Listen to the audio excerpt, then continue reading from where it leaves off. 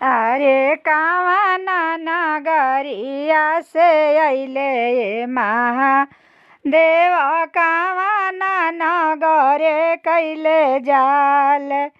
के कारा चौपरिया चढ़ी बैठल महादेव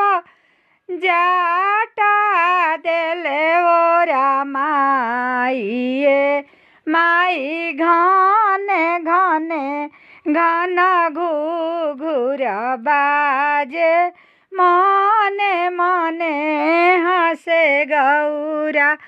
अरे पूर्व नगरिया से अइले महादेव पश्चिम नगर कैले जाल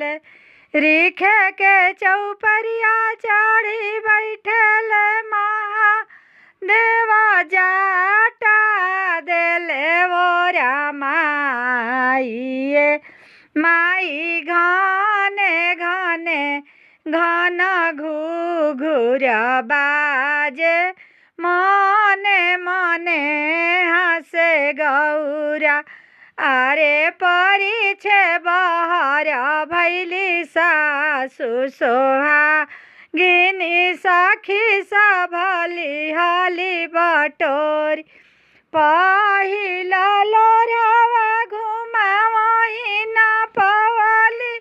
सर्प छोड़ेला फुफुकार ये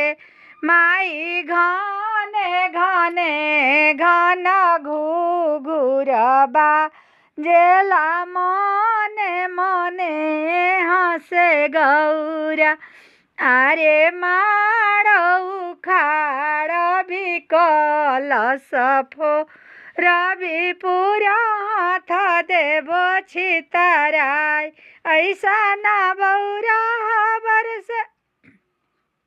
गौरा नहीं बियाह भी बोलू गौरा रहसु कुआर ये माई घने घने घन घूघूर बाजे मने मने हंसे गौरा अरे कलशा के वोते वोते गौरा मिनती करे शिवाजी से अरज हमार तनी ऐसा शिवा भेष उतारी नई हर लोग पतिया सुए माई घने घने घन